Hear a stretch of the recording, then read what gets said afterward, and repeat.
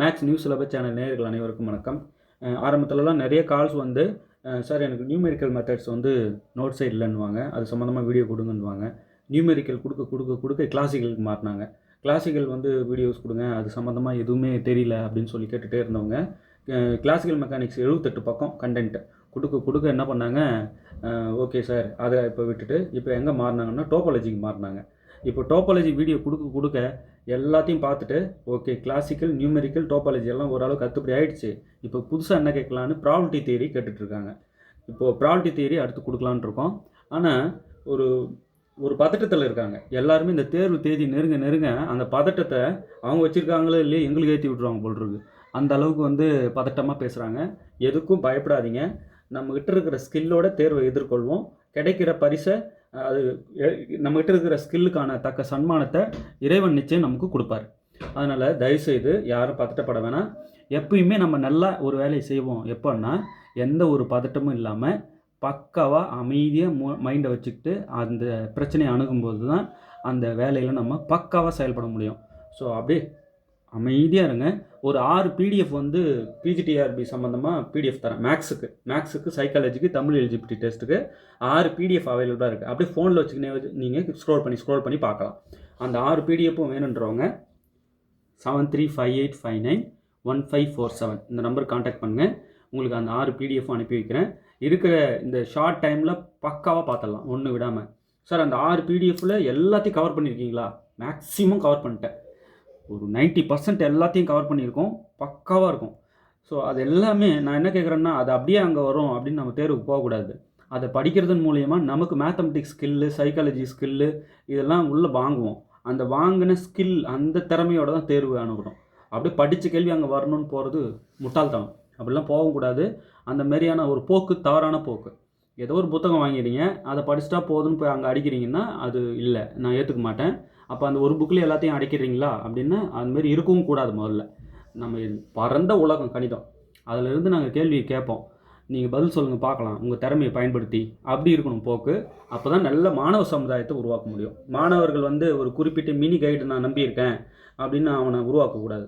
ஒரு விரி சிந்தனை உள்ளவனா அவனை மாற்றணுன்னா நீங்கள் முதல்ல அந்த மாதிரி இருக்கணும் இல்லையா? அதனால் தயவுசெய்து நல்லா உங்களோட சிந்தனையை நல்லா ப்ராட் மைண்டாக வச்சுக்கோங்க, தெளிவான மைண்டாக வச்சுக்கோங்க, பக்காவாக செயல்படுங்க.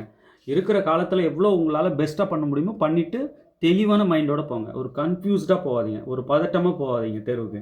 நிச்சயம் நீங்கள் தேர்வை நல்லா பண்ணுவீங்கன்னு நான் சொல்கிறேன், சரிங்களா? இப்போ நியூ கம்மர்ஸ் இந்த ஒரு வாரத்தில் மட்டும் பார்த்தீங்கன்னா 600 பேர் நியூ கம்மர்ஸ் வந்திருக்காங்க. அவங்கள பிளாங்காக வந்து ஒரு வீடியோ பார்த்துட்டு அப்படியே கால் பண்ணிடுறாங்க. ஆக்சுவலாக இதில் 1400 வீடியோ நாங்கள் போட்டுட்டோம். 1400 வீடியோவும் ஃப்ரீயாக தரோம். அந்த 1400 வீடியோ நீங்கள் பார்த்தாலே நீங்கள் எங்களுக்கு கற்றுக் கொடுப்பீங்க. சார் இருங்க, நான் நிறைய 1400 வீடியோ நீங்கள் போட்டதை பார்த்ததன் மூலயமா நான் ஸ்கில்டாகிட்டேன், நான் உங்களுக்கு சொல்லட்டுமா அப்படின்ற அளவுக்கு மாறிடுவீங்க நீங்கள். ஸோ வீடியோஸ்லாம் ப்ளே பண்ணி நிதானமாக பாருங்கள்.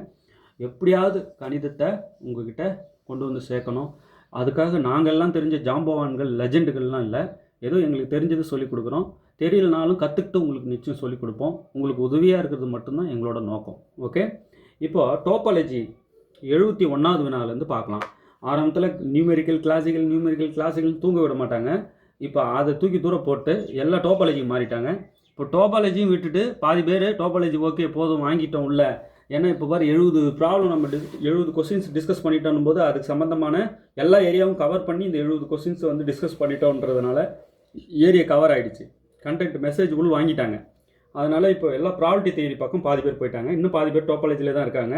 அவங்களுக்கு இந்த ஒரு இன்னும் கொஞ்சம் வீடியோ போட ஒரு 2-3 வீடியோவில் அவங்க டோபாலஜி அடுத்தபடி ஆகிடுவாங்க.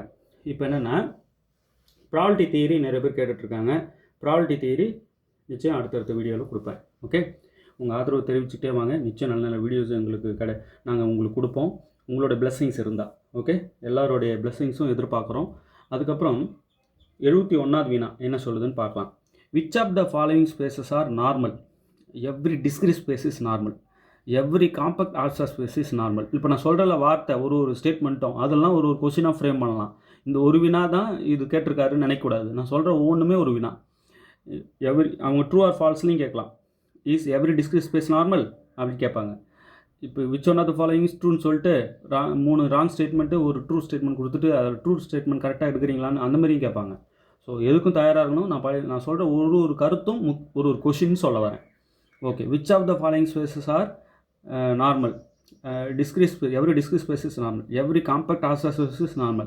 Every metric space is normal. All of the above. Yes, இது எல்லாமே வந்து நார்மல் தான்.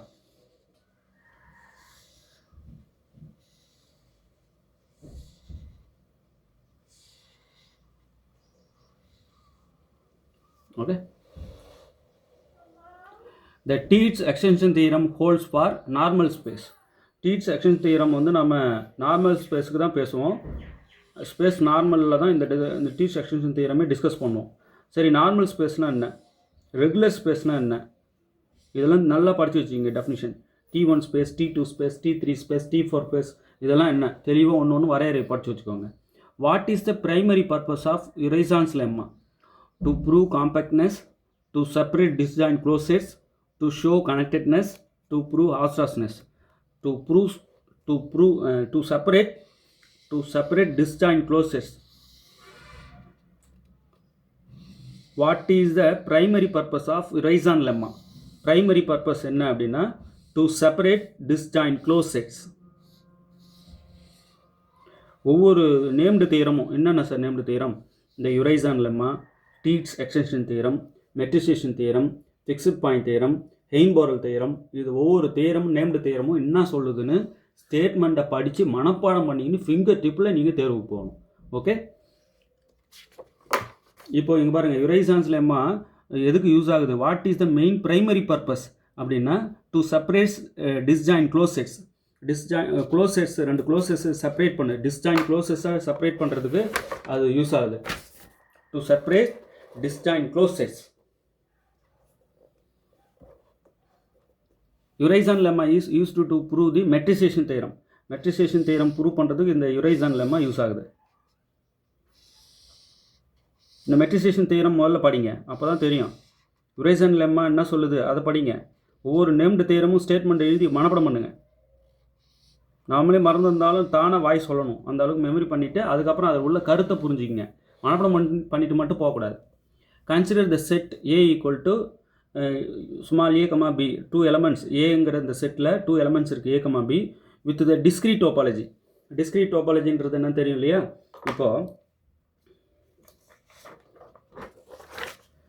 ஏங்கிறது ஒரு 2 element செட்டு, a, b அதெல்லாம் இருக்குது, ஸ்மால் a, b. இப்போது டோபாலஜி டிஃபைன் பண்ணுறாங்க. Discrete topology, set of all subsets of X இதுக்கு, அதாவது எம்டி செட்டு இதுக்கு சப்செட்டு, ஹோல் செட்டு இதுக்கு subset, singleton element A, singleton set B, இது ரெண்டும் சேர்த்து எழுதுகிற எக்ஸு. ஸோ இதுதான் இதுக்கு. So power sets of X, set of all subsets of X தான் இந்த டிஸ்க்ரீட் டோபாலஜி. டிஸ்க்ரீட் டோபாலஜினா வேறு ஒன்றும் இல்லை, இந்த செட்டுக்கு பவர் செட்டு அத்தனையும் எழுதி ஒரு கலெக்ஷன் எடுங்க, அதான் டிஸ்க்ரீட் டோபாலஜி. சரி, இப்போ அவங்க சொன்னது இதுதான், ஏங்கிற செட்டு இது வித் டிஸ்க்ரீட் டோபாலஜி, இதான் அந்த டிஸ்க்ரீட் டோபாலஜி. எல்லா சப்செட்ஸும் எழுதி ஒரு கலெக்ஷனாக எடுத்தீங்களா, இதுக்கு பேர் தான் discrete topology. How many open sets are there? இந்த டோபாலஜி இருக்கிற ஒவ்வொரு எலமெண்ட்டுமே ஓப்பன் செட்ஸ் தான். 1 2 3 4. அப்போது option C, how many open sets are there. அவங்க செட்டும் கொடுத்துட்டாங்க, என்ன டோபாலஜின்னு சொல்லிட்டாங்க. சொல்லிட்ட பிறகு ஓப்பன் செட்ஸை நம்ம சொல்லாமல் இருக்க முடியாது, சொல்லிடலாம். டோபாலஜியில் இருக்கிற ஒவ்வொரு எலமெண்ட்டுமே ஒரு ஓப்பன் செட்டு. ஓகே, அடுத்தது பாருங்கள். Let X be a topological space with indiscrete topology. If X has 5 elements, how many open sets does X have? அதாவது indiscrete topology, ஒரு செட் இருக்குது, ஏங்கிற ஒரு செட் இருக்குது, அதில் 5 elements இருக்குது. 1 2 3 4 5 elements. அது என்ன எலமெண்ட்ஸ் நம்ம கொடுக்கல, நானா 1 to 5 வரைக்கும் 5 elements இதில் இருக்குது.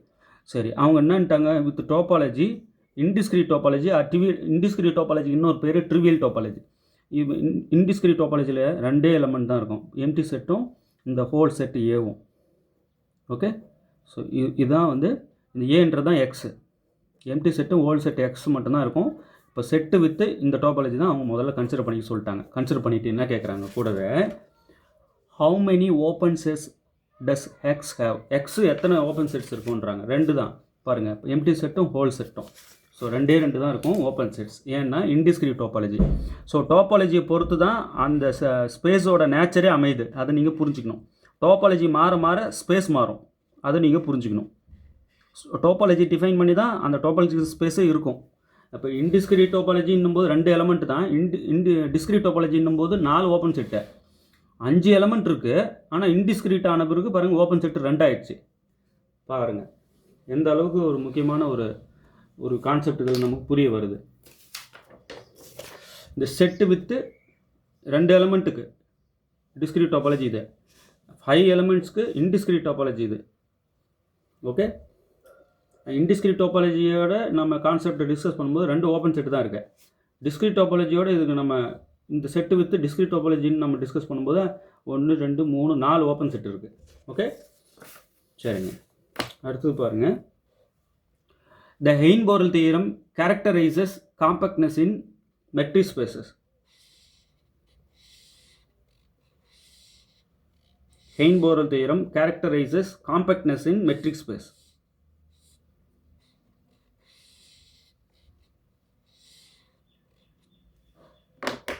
ஓகே, ஸோ இந்த ஹெயின்-போரெல் தியரம் எங்கே டிஸ்கஸ் பண்ணுறோம்? மெட்ரிக் ஸ்பேஸில். அடுத்தது பாருங்கள், let X be a topological space with discrete topology. If X has 4 elements, then how many open sets are there?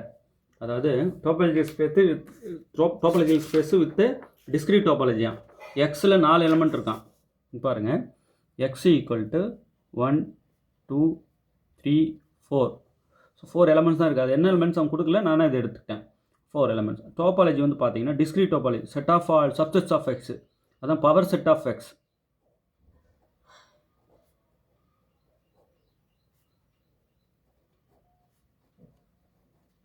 So இதில் எத்தனை இருக்கும் அப்படின்னு நான் உங்களை கேட்டேன்னா நீங்கள் என்ன சொல்லணும்? 2n எலமெண்ட்ஸ் இருக்கும். அது 2n, இது உள்ளே இருக்கிற ஒவ்வொரு எலமெண்ட்டுமே ஒரு செட்டு. அப்போது 2n number of elements 4.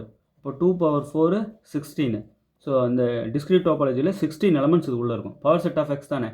So அப்போ 16 எலமெண்ட்ஸ் இந்த டாபாலஜியில் இருக்கும். ஏன் 16 எலமெண்ட்ஸ்? டிஸ்கிரீட் டாபாலஜி நம்ம சொல்லிட்டாங்களே, அதனால்.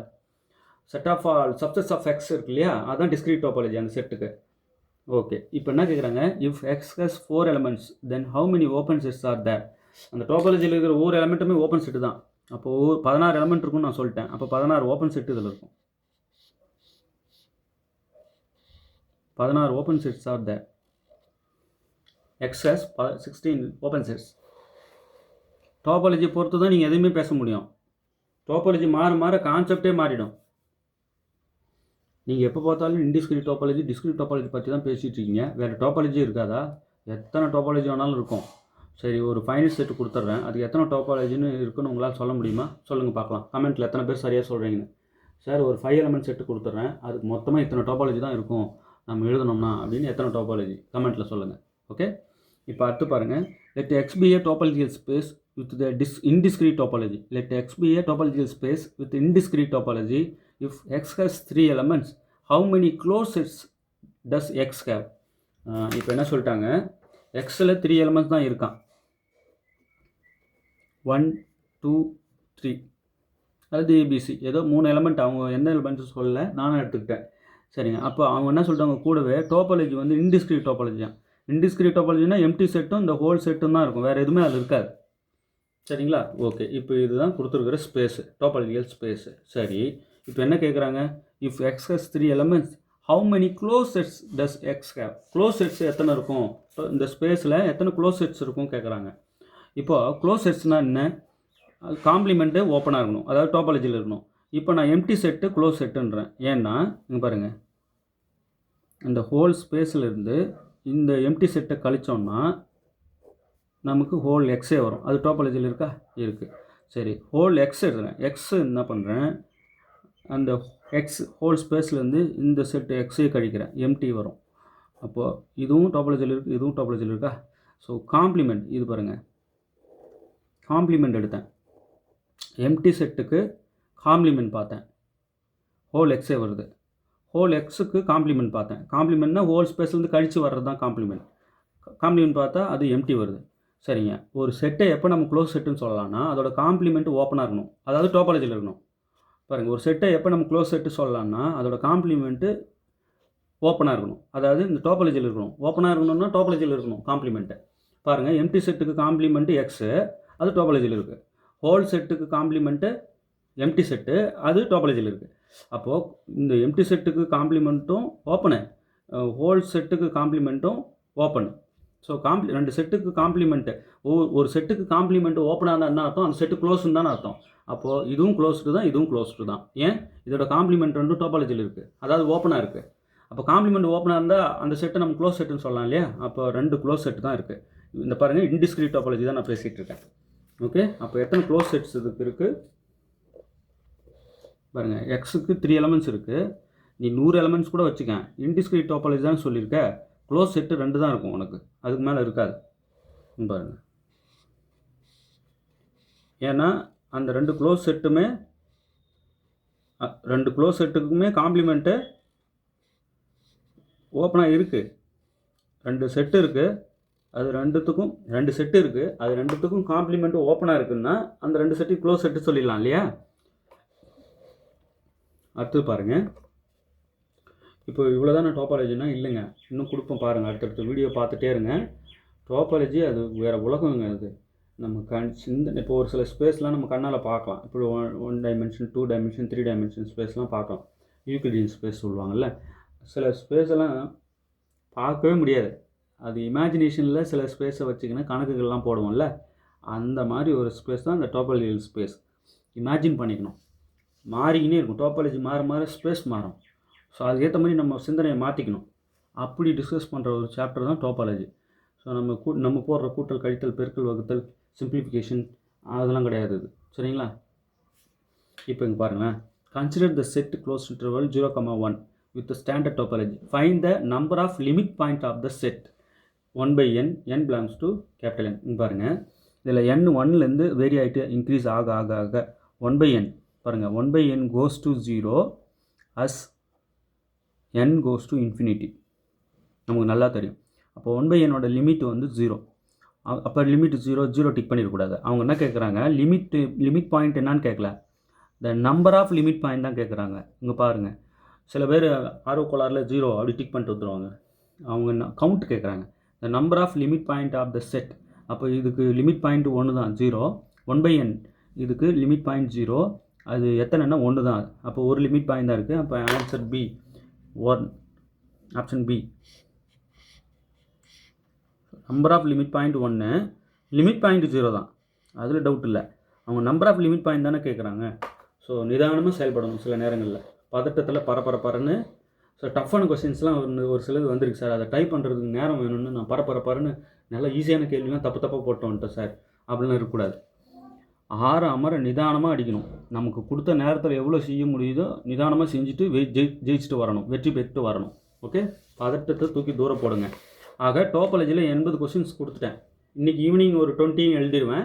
அண்டர் டோபாலஜி கொஸ்டின்ஸ் வந்து உங்களுக்கு தயாராக இருக்கேன். ஃபுல் சிலபஸ் கவர் பண்ணி வேணுன்றவங்க 7358591547 டெய்லி மார்னிங் இருந்து ஒரு 5 நிமிஷம் இந்த 100 கொஸ்டின் படிச்சுட்டே இருங்க.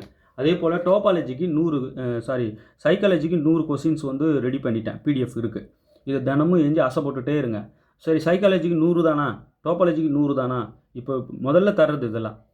இப்போ சைக்காலஜி அடுத்த 100 ரெடி ஆகிட்டு இருக்குது. இப்போ 100 வந்து கையில் இருக்குது. இப்போ உடனே வாங்கி டெய்லி 5 நிமிஷம் படிங்க.